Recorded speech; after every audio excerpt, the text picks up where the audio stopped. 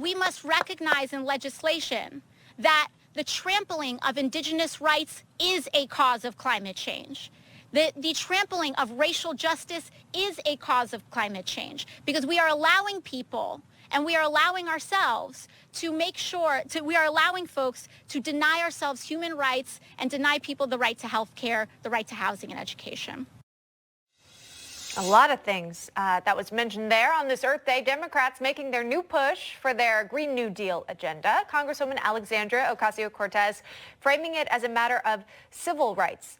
Here to react, we welcome Gregory Wrightstone, climate change analyst, also geologist and executive director of CO2 Coalition in Arlington, Virginia. He's also the author of this book on your screen, Inconvenient Facts, the Science That Al Gore Doesn't Want You to Know. And our panelists are also here with us, Jack and Jennifer.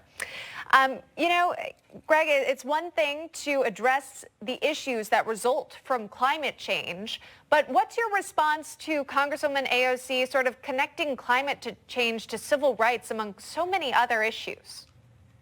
Well, they talk a lot about environmental justice and climate change justice and the like. Well, what they're doing is they're trying to paint a picture of climate change harming the poor, but it's their very own policies that they're promoting that'll impact the poor the most.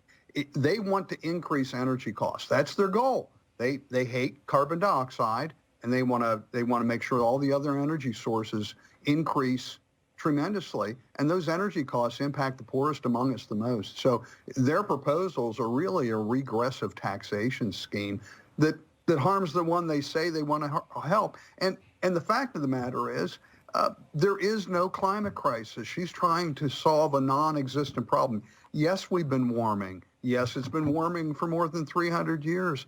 But if we look by almost every metric, the modest warming of a degree over the last century or so, combined with increasing CO2, is leading to an Earth that's thriving, prospering, and greening, and humanity's benefiting from this combination of slight rise in temperature and increasing CO2. I call it the biggest untold story of the late 20th and early 21st century, this Earth that's thriving and prospering and greening. Well, I'm sure, of course, that comes up in your book, Inconvenient Facts there, just focusing on really educating people about the issues and surrounding. I want to get to the headline of the day, quite frankly. President Biden again committing to the U.S. to cut emissions in half by 2030. This is a very, very ambitious goal here.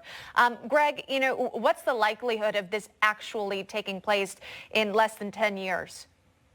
Well, it's highly unlikely they will get to it, but what angers me most probably are the Republicans who go, oh, no, we don't want to spend $2.3 trillion. We just want to spend $1 trillion. And I'll tell them, no, it's a non-existent problem. There is no climate crisis. Today in the Washington Times, the CO2 Coalition paid for a full-page ad. The title of it is, There Is No Climate Emergency. And I've got, in the Washington Times today, a full-page 800-word commentary to the same effect that pulls no punches. We see nothing but benefits, mostly benefits from rising carbon dioxide. And we're proud of that. All right. Well, hey, you're sending a message with your organization and your research that you found.